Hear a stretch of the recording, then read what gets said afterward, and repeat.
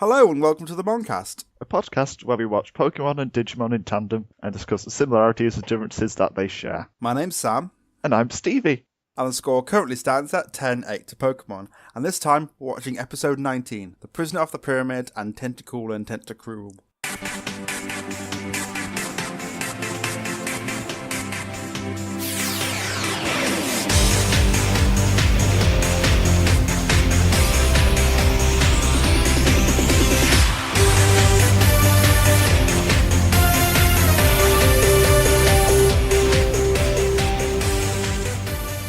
The first episode we are watching is The Prisoner of the Pyramid. The kids are wandering through yet another desert, when Plot decides to show its face and TK gets the crest of, hope or something, whatever's convenient. The crest opens a tunnel to the place where the next bit of plot can happen, a pyramid, where the suspicious Digimon is being held prisoner. Whilst they're in the tunnel, Izzy learns that they're actually stuck in the Matrix, and that they are just digital copies of themselves. Unfortunately, Tai hears this as, we can do whatever we want with no consequences. The next day, the gang set out to save Digimon, who has promised to help them find the last crest if they can free him. It all turns out to be a trap, and Digimon Diginaps Sora, ending the episode on a cliffhanger over her fate. Digimon, digital monsters, Digimon are the champions. Digimon, digital monsters, Digimon.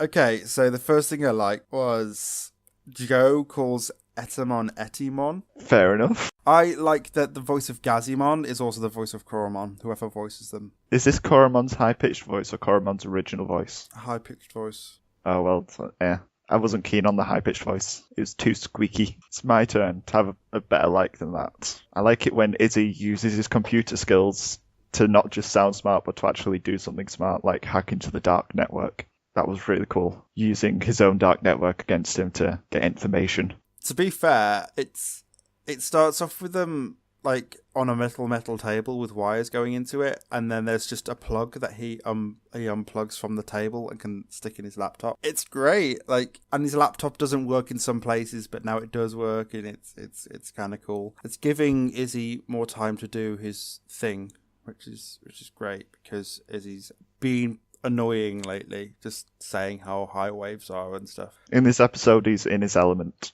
I quite like it when he does the big reveal of, these are the data lines of the digital world or whatever, and they link up to the ones in the real world, and it's like, we're digital. Oh my god. We're completely digital.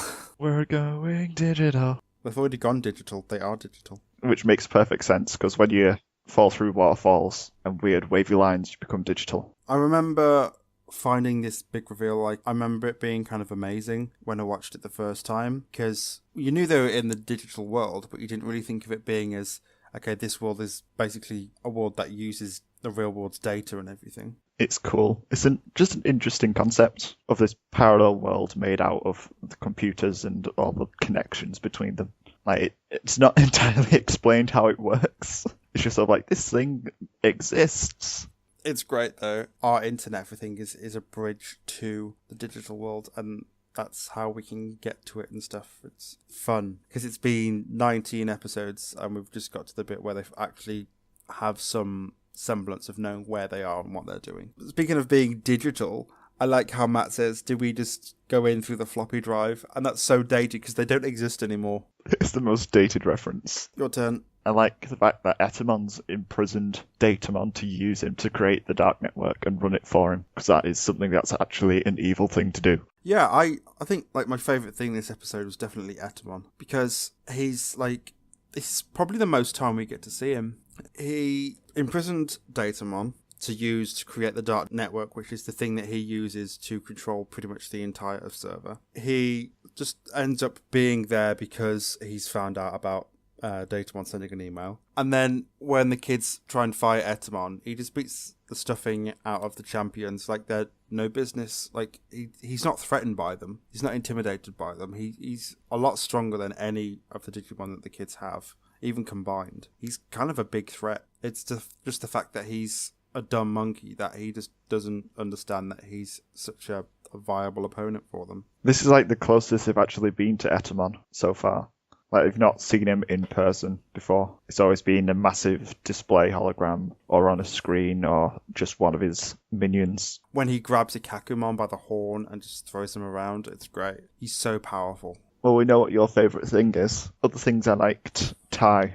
I've got Tai written a lot in my notes for things I liked. You like him this episode? Yes. He's kind of an asshole. He's not an asshole, he's just a bit of an idiot. There's a difference. The bit he gets from Izzy talking to him is, no matter what you do in this world, you'll be absolutely fine. And he just goes off on this death tangent, not worried about what's going to happen to him. And at no point did someone say, no, you can't just run off, you will still get hurt. We don't know what's going to happen. Except when it becomes plot convenient. It's because he just didn't get it. And then Izzy finally makes it clear to him at the end. And then it dawns on him that it's like, they do a great job of making it very clear that Tai doesn't quite get what it is that's going on. Like, he doesn't get the concept of the digital world or what they are in the digital world, the consequences of what he does there. It's just sort of, throughout the whole thing, he's in a computer cartoon adventure. Where did he get cartoon from? It's because he's self-aware. He knows that he's in a kid show. But yeah, he just has a great time just running around tormenting people just because he's like, oh, it doesn't matter. I'm invincible. He basically thinks that he can do whatever he wants and there's no consequences, and that if anything goes wrong, he'll just wake up at the camp again. Yeah, but I like Tai in this episode, especially after it dawns on him that it's real. I think it's then that it hits him that all those times that he was being an idiot, he could have died. Because he could have, and he was an absolute moron. There is a giant monkey person suit thing that is destroying loads of Digimon and can beat yours up quite easily. So what do? You play jokes on it. Not the best idea. He realises that he has to take it seriously, and then he gets genuinely scared and fails to go after Sora through this firewall. Plot convenient. It's a good cliffhanger at the end. Yeah, I forgot that this episode ended on a cliffhanger. Isn't it the first one we have, apart from the literal cliffhanger? It probably is. But yeah, it's good. It's just Tai feeling really guilty about not going after Sora, because he's a wimp. Well, it's his courage is tested, isn't it? When you use the lens of looking at his growth of courage, it's kind of interesting because he learns that he's not really himself. He sees that as he can do whatever he wants and there's no consequences. And it gives him this false sense of courage. And then when he realises that actually no, whatever happens here is going to affect me in a real way, that's taken away and now he has to use genuine courage and he fails to do it this time. He can't get that courage to go through that firewall and save his friend. And that really bothers him, especially at the end where he sat with his head in his hands. After his false sense of security is gone, he just reels back from it. He can't handle it.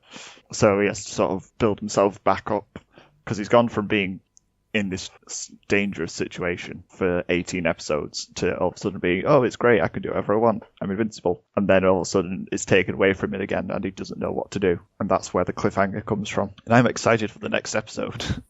I'm excited for the next 2 episodes, I think. Any more likes? Etamon's Elvis still. Quite a few Elvis references, just like saying baby on the end of lines. Or fried banana sandwiches or something. That sounds good, though. It does sound pretty good.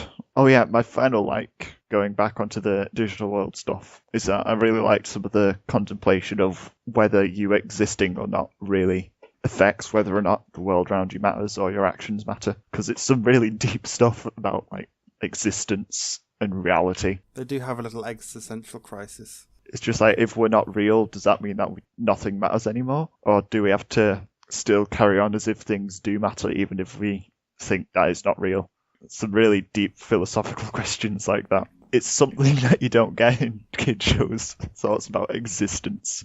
Like when Beermon says to Sora that, does that mean our friendship isn't real? It's like, It's like, does anything matter anymore? It does give you a sense of what's the point of it all. If it's not real, then why do all this? It's just really good questions. You've definitely, with your likes, made me feel better about this episode. I've got one more like, and that's Datamon, because it's kind of gross. It's this tiny little robot. Before, they've always fought giant monsters or things that are bigger than themselves. Datamon's this robot with fleshy bits and loose wires, and it's a cracked screen and one eye, and the other eye's like a data transmitter or something. It's a weird little Digimon. And considering it's an ultimate level as well, it's tiny but kind of cool. It has rocket fingers, which are pretty cool. I thought they were like tiny viruses because they look like little devils. But it was cool to see Etamon defeat it and then it rebuild itself slowly over time. That's pretty cool. Because normally when a Digimon gets damaged, they tend to go back to an egg, but it means that maybe Datamon's slightly different. Maybe machine-type Digimon follow different rules to most Digimon. Well, I don't think Etamon killed him. No, he didn't kill him, but he damaged him severely. And imprisoned him in a pyramid. Within a pyramid.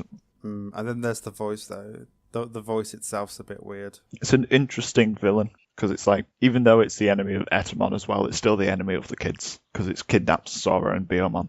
And at this point, we know nothing about his evil schemes to gain power. It's a good sort of mini-villain. Okay, are you ready for dislikes? Yes. So, this episode is kind of bad. In what way? Okay, so there's poor animation. A lot of the times, no one's moving very much and people are just saying things. People look really badly drawn. There's some shots where it's panning across people and they look kind of really badly drawn. There's dubbing errors that make no sense. There's some great voice errors. There's one where Ty has Izzy's voice for a moment. That was brilliant. That was a bit weird. And then there's one where Kabumon's on the Sphinx, and there's a random voice line, something about Biomon and... Biomon, over here, I'm coming. Who said that? It's clearly a conversation between two people, but no one's there. It's just sort of a line that's not supposed to be in there. It definitely does feel like it was accidental. It's pretty funny though. It's right on top of Gabumon's line as well. I feel like the production value of this episode's really minimal. They didn't really proof watch it that well. Even the plot's a bit thin. Like, they're not doing very much, and then, like, TK just gets his crest for no reason whatsoever, other than they need a way to get to the next bit of plot. I can understand them getting an email from Datamon. That's okay. Although, if you look at the actual screenshot of the little alert that says he's got email, it's a little red square, and it's got, in the poorest handwritten, just says the word mail. Like, it's not even written in a straight line. It's diagonal. It's awful. I get that bit, but then they're walking somewhere and then Tokamon spots the crest that's just there for no reason. It's just another convenient crest in a wall. But then it opens up a tunnel that is full of code that they can manipulate to go exactly where they want to and exactly where they need to be right now. She's like, here you go, Izzy. Work some stuff out.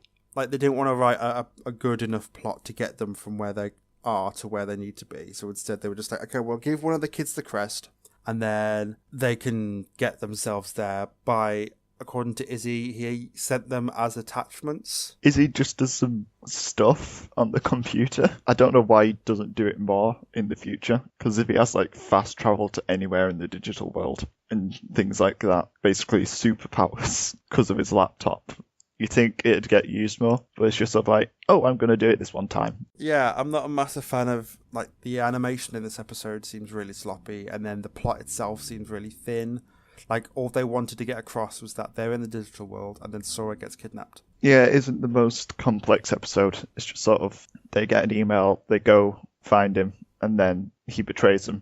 It seems like it's mostly just set up for the next episode. Yeah, set up for the next episode and for some overall concepts about the world. There's a lot of groundwork, a few entertaining moments and lines.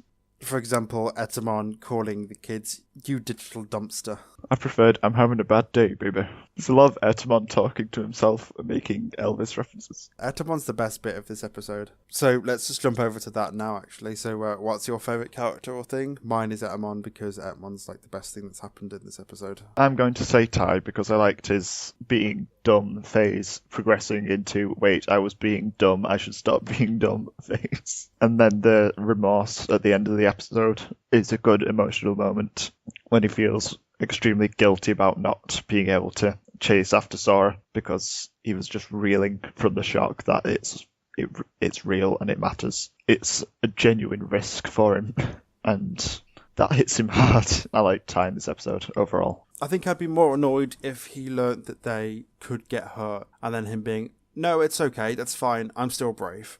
Because that's not really what a 10-year-old would do when he's looking at a wall that if he does something wrong, he could die from. Yeah, the ending of the episode works for Ty's overall progression in it. It built up nicely to that ending. It did flow well because it was just a pretty simple plot, and the concepts were pretty well explained, I thought. Yeah, it had some good ideas. It was just, I feel like it was completely let down by the animation. Yeah, it's a shame it was not produced very well. There was some really bad and really obvious animation and design errors in this, like with the dubbing and everything, that they could have quite easily fixed. What are your overall thoughts on this episode? It's a bad episode. I don't think so. I actually thought it was a really good episode. I like the fact that we've been given new information and we've had the big reveal about the digital world being like a shadow version of the real world. TK got his crest for no reason. There's bad animation and bad dubbing errors, and I feel like animation-wise, it was probably the worst episode we've had. At the end of the day, pretty much every episode has bad animation anyway. But not to the extent of there being full-on dub errors and the amount we had. Like, having a extra bit of dialogue when there shouldn't be, and it's completely overlapped someone else's lines. In my mind, I'm putting those things aside and focusing on the things I really liked, which were the interesting questions about this world they're in and the way that it works and how they fit into it, whether they even exist in this world or can be harmed in this world. It's just some really interesting concepts and ideas that have been explored a little bit. The discussion about them that the kids have is good as well. And it's a good cliffhanger and some good character development as well.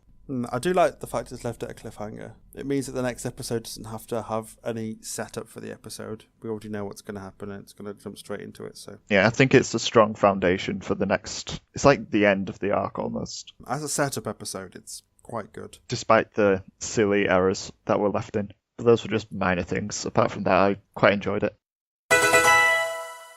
The second episode we're watching is Tentacool and Tentacruel. The girl one in Ash & Co. spots an injured horsey that tries to warn them about something with rather impressive ink drawings in the water. Then a boat explodes as it is attacked by jellyfish Pokemon with laser beams. An elderly woman is trying to build a resort on their home, and the Tentacool aren't fond of this idea. She offers $1 million to whoever wipes them out. This becomes increasingly difficult as Team Rocket accidentally creates a gigantic Tentacruel that proceeds to destroy the city. The girl one and her horsey step forward to appeal to Tentacruel to stop because the humans have learnt their lesson. So it does, and everything is happy, despite the massive destruction and loss of life in the town. So Ash and Co. move on.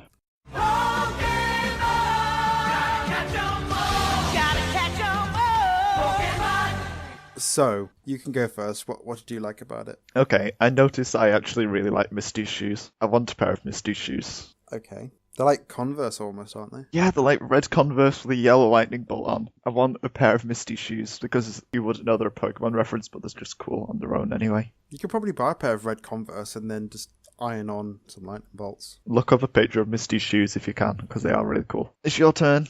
I like how they're stranded for 3 hours till the next boat. Because they're stranded for 3 hours on a beach. You know, how terrible. Oh, the worst thing ever. It's like nothing to do on a beach. They can relax, they can sunbathe. It's a beach. There's nothing there. Their struggles are so minimal. We've just had we've had everybody have existential crises, and Ty have almost a breakdown because he couldn't save his friend because he realised he could have died. And then Ash and Co. are just lay on a dock worried because they've got 3 hours to wait till the next boat. Their dangers are two completely different things. I'm surprised they're that eager to get on a boat considering the last one sank with them still on it. You'd think they'd be scarred by that sort of experience. Not that it matters though. They were lucky really because the boat got exploded by the laser beam jellyfish. It's like one Tentacool that uses the move as well. No, there's a fair few of them. But it blows up a boat. When they invade, there's several of them that do it. I like have we just had our first prophecy in Pokemon? What prophecy is that? Horsey using the ink to draw Tentacool and Tentacruel. Oh yeah. Have we had our first poker prophecy? I think so. It's a good artist though. Great artist. I like how they didn't animate it drawing it, they just animated it squirting ink. And then all of a sudden the drawing's there. It saves budget. What is it trying to warn them about though? Could mean so many things. That there are Tentacool and Tentacruel around. Well, there isn't a Tentacruel yet. Not yet, but it could see the future. It's just like, jellyfish! Next time, try writing. Moving on, I honestly thought Nastina was the same person from the last episode. Yeah, so did I. Until there was that weird bit where she got thrown out of the city and landed on her cousin's house. So the last episode kind of happened, but also didn't happen in the dub. Actually, yeah, if you didn't see the last episode, this one wouldn't make much sense. The last episode sort of completely glossed out in the dub, apart from that one bit where she meets up with a cousin or lands on a cousin's house, which just makes it really confusing. Because it's sort of like acknowledging that the last episode happened, but also trying to pretend that it didn't. The last episode's in a weird sort of void where it both exists and doesn't. Then there's the weird dub version where they cut out loads of stuff. Like, the dub version did exist, and then it just stopped being aired and wasn't included in the series anymore. I like it when Misty just takes action. She sees a really hurt horsey and decides to just go and help it as much as it can. Misty takes a lot of action in this episode, and she's amazing. She was good in this episode. Like, I'm pretty sure she even sets up the little pool for Horsey to rest in. And then we see Pikachu in a life ring again. The amount of times we see Pikachu lying on water in a life ring is amazing. Any more likes? I like the water puns when Misty says stuff like water Pokemon of such depth, and then Horsey also knows to speak Spanish. It's a Spanish Horsey. She's like, sí, yes, yes. Anyway, apart from water puns, I actually still really like Team Rocket's intro. Yeah, I think it was pretty dramatic. It was really cool. It just doesn't seem to get old. Well, this time they fired a rose and it suctioned onto the tank. And then they just appear on a speedboat. Where'd they get the speedboat from? Does it matter? Where did they get anything from? Yeah, where did they get any of their inventions from? It's just like, we have a speedboat now. It also apparently has miracle formula on it that evolves Pokemon into gigantic kaiju Pokemon. I've got the fact it turns into a kaiju fight. It's not really a kaiju fight because it's just Tentacruel against Bills. Tentacruel used to scare me a lot because of this episode. It is just a natural disaster. It's this giant squid thing. They stop airing this episode every so often. Like they did it after the 9/11 attacks. So every so often they'll just stop airing it because of sensitive issues. To be fair though, there's like a full-on apocalypse in this. Yeah, it just sort of tears apart most of the city. Most of it just gets completely wiped out. People have got to have been hurt in this. Yes, everyone's dead. But they just gloss over that because it's Pokemon, yay. And she's like, but he stopped attacking, so it's okay. But yeah, even like after destruction, it got pretty cool. Ash didn't call out Charmander when he sent out all of his Pokemon to fight Tentacruel. That's actually a nice bit of attention to detail. Yeah, it was quite tactical. And then it's like my favourite shot is when they're all going out to battle, flying on the Pokemon. That's pretty cool. It's in the opening theme as well. All of them except Charmander. I like everything about this, like the last little bits of the episode, like Pikachu talking to Tentacruel, and then Misty's there, like on top of a building, and it's a bit like King Kong almost. I wish it was subtitled Pikachu talking. They have Meowth. That's a weird thing. I didn't know Tentacool could do. Tentacool can shoot laser beams and mind control other Pokemon. But they're like 90% water or something like that as well. The 99% water, I think. I liked the big battle against the massive swarms, where it was just all of the Pokemon tearing apart the Tentacool. I like Staryu and Starmie are literally just picking them up and just dropping them back in the sea. Like, no, thank you, no, but back you go. I don't remember them ever having the ability to fly before. Yeah, they can fly. They can definitely fly. Oh, they did it in the last episode, didn't they? That just seemed to sort of suddenly become a thing where the starfish Pokemon can fly. Why not? It's cool. It's cool, but it's sort of out of the blue. How do they fly? They're Pokemon, it's fine. Staryu's a water type, so it has no psychic powers to fly. At least Starmie has psychic powers, so that sort of makes sense, but Staryu shouldn't be able to fly. Any more likes? I just really like Horsey. I'm really glad Misty got a Horsey. Yeah, I like Misty in this episode, so it's kind of a win-win. I like Misty anyway, and then this episode's got a focus on her, and this is sort of her element, water Pokemon, and Horsey is really cool. I like Seadra as well. Horsey's really cute. It is adorable, and it's a really good artist. And I hope it doesn't evolve at any point, because Seadra's a bit more evil-looking. So yeah, at the start of the episode, I wrote a note saying that isn't Nastine the same person from the last episode? She obviously landed next to her, and I was like, oh yeah, they're not the same person. That's good, because I thought what they were doing is they forgot, like they were writing out the last episode. That's why no one remembered her. I suppose this episode then, they've made it so it makes sense whether you've seen the last episode or not. Yeah, I get what you mean. They've tried to cover all the bases. Just like, this episode's been banned. People may or may not have seen it. It needs to make sense either way. Any more likes? Not really, no. Time for dislikes. I have one. And what's that? They use the word. Did they say spunk? They do. They say it. They say it in this episode. I'm like, no. When do they say it? Soon after you meet Team Rocket. So that's like my only dislike is Team Rocket using awful words. Your only dislike is you don't like the word spunk. Yes. I like this episode, okay? It's good. It's a good episode. I like Misty in this episode. I like the plot. I like the fact that there's not a natural enemy, and Team Rocket kind of made this giant creature, which is cool. So there's not a lot I don't like. Okay, I agree with quite a few of the things that you liked, but there are a few things that I didn't like. First thing, why is this woman asking children to help exterminate squid? Because they're Pokemon trainers. Still children.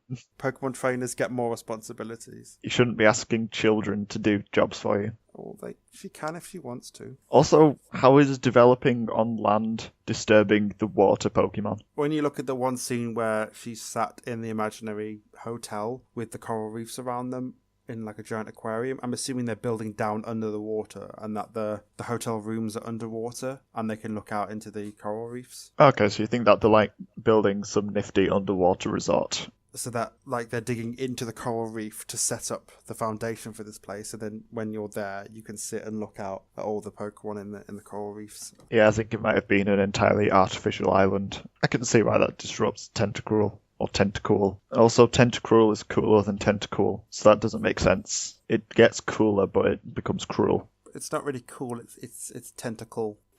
It's just tentacle, isn't it? It's Tentacle. Just said in a different way. It's just tentacle. I hope this is the last time we see that woman, by the way, in any of her reincarnations, just because I don't like her. So you don't think the next 5 episodes are going to be all different versions of her? I hope there aren't 7 cousins that are all her. I've got my fingers crossed for that. Maybe there are. Ooh. I really hope you're just trolling me, because if it is this woman again and again, I'm going to be so annoyed because I just don't like her. She brings tanks and machine guns and offers $1 million to wipe out a species of Pokemon. But yeah, it's bad that she has machine guns and tanks in this otherwise cheerful, happy world. Other things, they're on a beach and there's lots of beach huts and then there's a massive city behind it. It honestly just feels like the city was just put in there so that Tentacruel could destroy it. Maybe, but also there's an upside down pyramid in Digimon. Well, that's because Digiworld witnessed. Oh, that's fine. That's just fine. Yeah, because Digiworld witness. You don't have Pokeworld witness. I mean, this is the strangest amusement park and resort place ever. We've got giant mechanical robots next door to the most densely populated skyscraper resort ever. Any more dislikes? Tentacruel wipes out half the city, but it's a happy ending at the end.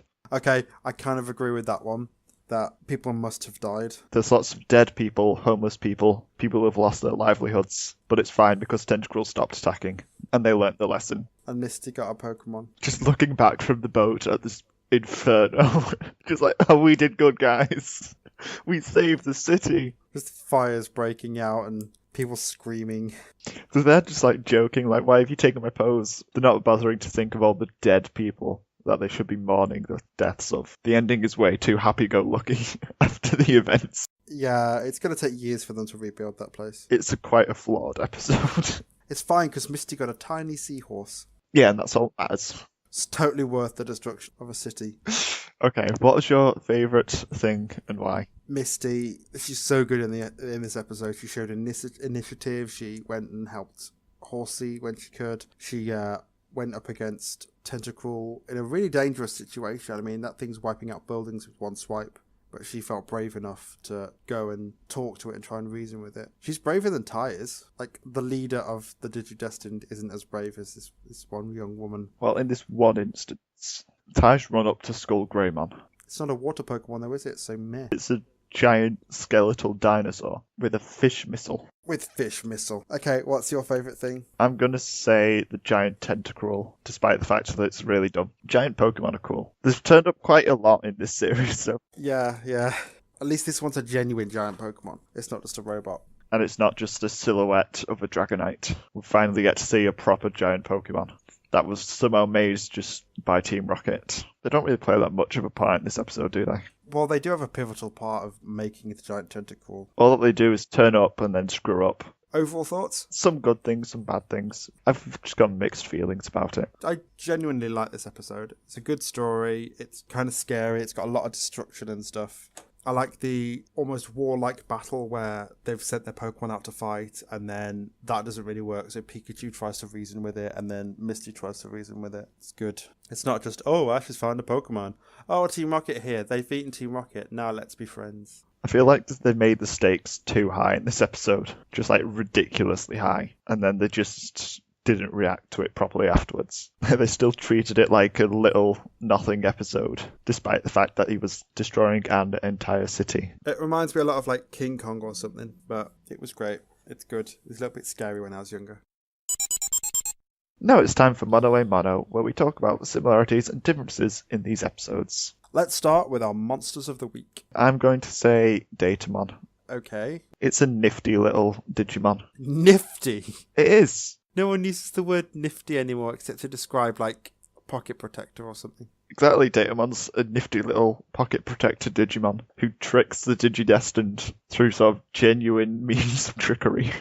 Like, there isn't really anything super suspicious about him. He does say exactly what they're hunting for, which is the last crest. He's probably been listening into the conversations via the Dark Network. Yeah, I could see that. He's a good side villain. They have to go through Datamon first, even though Datamon's not working with Etamon. Sort of makes it a bit more interesting than if it was just Etamon. That's my monster of the week. What's yours? Mine's Tentacool, because they're weird little gross bags of water. With laser beams, and they can fly! Laser beams and mind control. And they can control cat Pokemon to make them talk. They're great. They're creepy and they're creepy. They're a bit weird and they're great. Misty thinks they're cute, which is quite cute. Do you know what they look like? They look like Sora's hat. Maybe a tiny bit.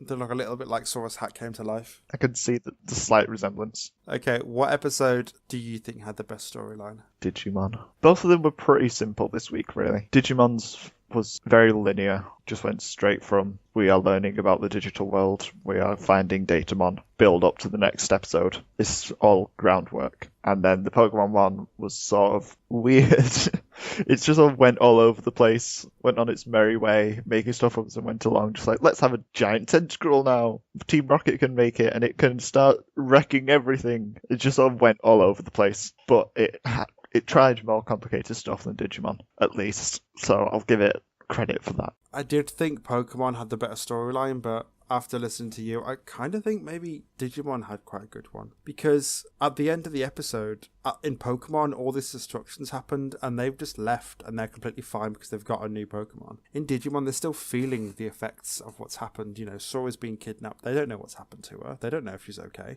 Ty's having a little breakdown because he's realised that, he could potentially die, and all the times he could have died, he just walked through things like an idiot. So I think maybe Digimon had a better storyline. It had a more solid storyline. Pokemon's went a bit crazy. Yeah, Digimon's more simple, but more solid. Pokemon's is a bit crazier and inconsistent and silly. I couldn't find any similarities, but I did, like I've just mentioned, like the differences. Like one big difference is that Pokemon just didn't seem to care for afterthoughts. A lot of the time it was, this island's been completely destroyed by a giant Tentacruel, which is now out there in the world. And they're just not bothered at all. Yeah, they're just sort of left behind the result of all the destruction. It's somebody else's problem. So yeah, there's not a lot of similarities in this. There's a few big explosions and wrecking things. Yeah, but apart from that, there's completely different episodes. Digimon feels like it's building up to something big, which, spoiler alert, it kind of is. Pokemon's, this is still what's happening since they got on the St. Anne. So much has happened, so much craziness has happened that it's a bit inconsequential. Like, they're still not back to... This is all filler, like... It's that horrible dawning sensation of my favourite mini arc of the St. Anne and everything is all filler. He hasn't had a Pokemon battle in several episodes. The last one he did was Surge, and then he's gone off on this random little tangent. He hasn't caught any Pokemon, really. Misty's got one, but it's like, oh god, this is filler. I think the last Pokemon he caught was Krabby, and that's like 6 episodes ago now. Yeah, I'm come to the conclusion that this is all filler, and I'm really upset. It would be so much better if Misty had caught giant Tentacruel instead of Horsey. Goes back to her sister's gym, and she's like, look at this, throws it in the pool and just destroys the building.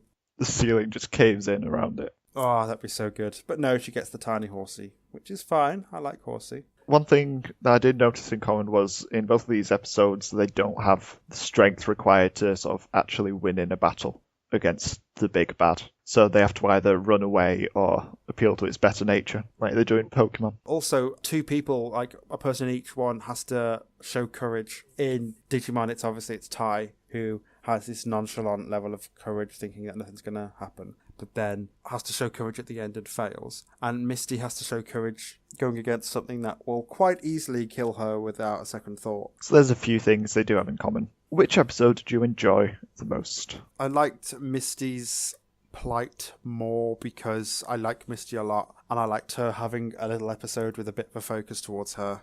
So I did enjoy Pokemon more, but I think I'm going to give the point to Digimon because it's the big reveal that they're in the digital world. And even though I have problems with the animation, you shouldn't really judge the animation. You shouldn't lose points for animation when it's more about the story. I preferred Digimon more this week. I just enjoyed watching it. I felt like it was a lot more of a serious episode than usual. I actually addressed some really interesting questions I hadn't noticed before in previous watch-throughs. Whereas Pokemon just went completely off the rails. I enjoyed the Pokemon episode more because a lot of stuff happened and it was fun. But then I had that dawning lightbulb moment of this is all filler. This is all padding out till they actually get back on track with catching with the gym badges. It's just Ash and Koa passing through. Yeah, so Digimon wins this one.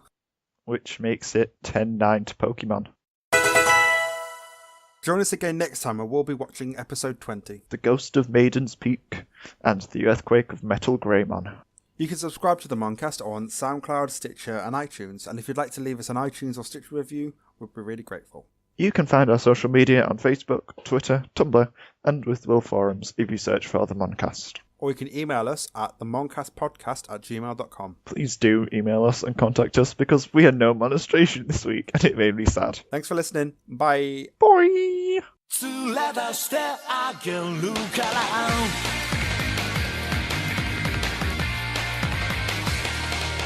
さあ行こう気分は成功そう成功ダッシュしてダッシュ OKOK 枠飛び越えるワクワク感つく感じろ Are you ready Hello, it's me. I was wondering if you wanted to do a podcast with me. We can go over. You can stop singing now, I've agreed to it. 'Cause we can go over Oh, Digimon. Okay. The second episode we are watching is The Prisoner of the Pyramid. The what, sorry? The Prisoner of the Pyramid. The second episode we're watching, did you say? Oh, it's because I've got it the wrong way around. What was the first episode? The 25th episode we are watching. And you're eating food, aren't you? I'm just getting out a biscuit. Carry on. Okay. Yeah. Keys. Yeah, my partner's just got back. Ah, okay. I was going to be super quiet and not make any noise. I already heard Keys, so it's a bit late for Don't that. peep! Making tiny little peeping noises now. Beep, beep, beep. Beep, beep. Don't you start as well? Beep, beep. Hello, Sam's partner. Can you hear me? Or have you got earphones on? He's left. He's left the room. Do I have to shout louder? How loud would I have to shout? Eduardo! Stevie says hi. Hi. He's waving. And he's gone.